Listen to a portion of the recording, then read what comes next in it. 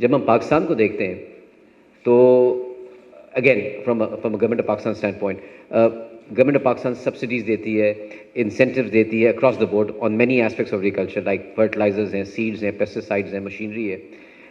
کیا یہ بہتر نہیں ہوگا، اینڈ دیٹس اے کویشچن، اگر ministry of finance government of Pakistan جو ہے وہ لمٹ کر دے وہ سبسڈیز، وہ incentives to small scale farmers? اس طرح پیسے بچیں گے اور ایفیشنسی بھی وہاں بڑھیں گی کہ جہاں پہ موسٹ نیڈیڈ ہے، جو کہ اسمال اسکیل فارمر ہے. دیکھیے، ہم جس طرح سبسڈیز دیتے ہیں تو ہم یہ کہتے ہیں کہ ہم فارمر کو سبسڈی دے رہے ہیں اس لیے ہم گیس سستی دے رہے ہیں. تو جو گیس ہم 4,000 روپے کی خریدتے ہیں یا 3,000 روپے کی خریدتے ہیں، اور یہ تینوں پینلسٹ میرے ساتھ جو بیٹھے ہیں وہ مسکرا رہے ہیں کیونکہ میں نے کہا کہ ہم یہ کہتے ہیں کہ ہم فارمرز کو سبسڈی دے رہے ہیں. سچی بات تو یہ ہے کہ ہم تو یہ اینگروز اینڈ فوجی فرٹیلائزرز اینڈ فاطمہ فرٹیلائزرز کو سبسڈی دے رہے ہیں. مجھے آپ بتائیں نا کہ اگر آپ نے فارمر کو سبسڈی دینی تو فارمر کو دے دو. آپ نے جا کے پاکستان کے امیر ترین لوگوں کو پہلے سبسڈی دینی ہے، پھر بولنا یار خدا را تھوڑا سا آپ کھاد سستی بھیج دیجیے گا. I mean that just makes no sense.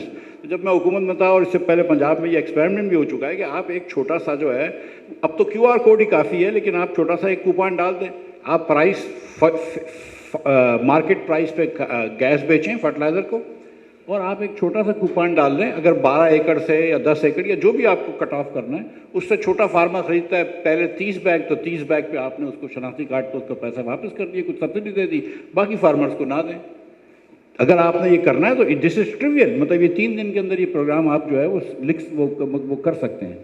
لیکن ظاہر ہے کہ اب میں نے سنا ہے کہ کل انہوں نے شاید 2 کمپنیز کی گیس بڑھائی ہے، and there are some complications. وہ ماری گیس بیچتی ہے، وہ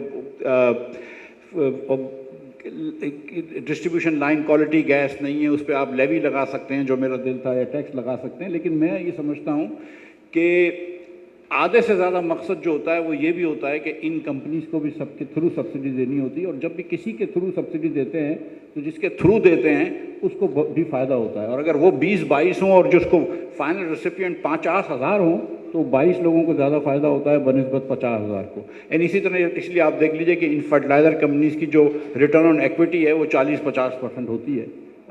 سو یہ میرے خیال سے حکومت کو اگر کر لینا چاہیے، بڑا آسان ہے. اس لیے پھر یہ ہوتا ہے کہ ہم یہ جو نیچرل گیس بیس فرٹیلائزر ہے، نائٹریٹ بیس فرٹیلائزر ہے، یہ فارمرز زیادہ یوز کرتا ہے اور ڈی اے پی جو ہے وہ کم یوز کرتا ہے. ایک بات جو میں نے ڈاکٹر صاحب کی کتاب سے دیکھی، میں ڈاکٹر صاحب سے ابھی بات بھی کر رہا تھا، ایک چیز جو یہ بڑی انٹرسٹنگ ہے، and then I will tell you why that is the case, کہ جب ہندوستان کے اندر مثال کے طور پر جب ان کی انڈسٹریل پروڈکشن بڑھنے لگی اور انہوں نے ایگریکلچر کے اوپر توجہ کم کری، لبرلائزیشن کے اوپر توجہ دی، اور جب انڈسٹریل پروڈکشن بڑھائی تو ان کی ایگریکلچر گروتھ ریٹ بھی بڑھ گیا.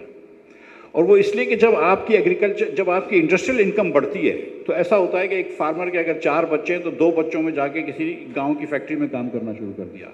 جب وہ 2 بچے گاؤں کی فیکٹری میں کام کرتے ہیں تو وہ جو کنسٹرینٹس تھی فارمر کے پاس، وہ اب کنسٹرینٹ کم ہو گئی ہے. اب جو ہے وہ تھوڑا سا ویجیٹیبل گارڈن میں وہ ڈیپ ڈال کر تھوڑے سے سبزی بھی وہ گرو کر سکتا ہے. So what we have seen is in Pakistan also کہ وین یو ہیو، جس سال آپ کی کموڈیٹیز کی کراپ صحیح نہیں ہوتی ہے، اس سال آپ کی ویجیٹیبل کی بھی کراپ صحیح نہیں ہوتی، کیونکہ فارمر کے پاس پیسے ہی نہیں ہوتے کہ وہ ویجیٹیبل کے کراپ کے اوپر انویسٹ کر سکے.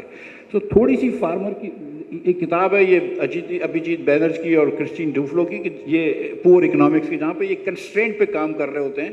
سو وہ آپٹیمل ڈیسیشنز نہیں لے سکتے. اس کے پاس اگر کھانے کے ہی پیسے نہیں ہیں تو وہ کھاد تو نہیں خریدے گا، جبکہ وہ 10,000 روپے کی کھاد سے آپ 40,000 روپے کی اور کراپ لے سکتے ہیں.